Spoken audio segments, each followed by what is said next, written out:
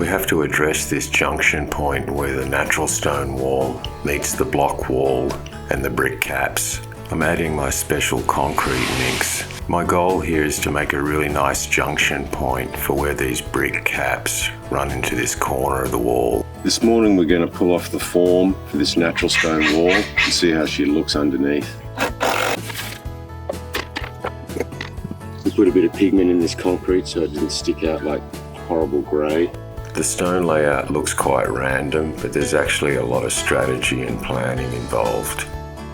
The property owner chose this kind of brick capping because it matches the bricks on her house. This gives us another opportunity to check for damage. I'm scoring the top of our block wall with my trowel. I'm laying my bricks out without tile adhesive. This dry layout gives us one more chance to catch any defects in the bricks.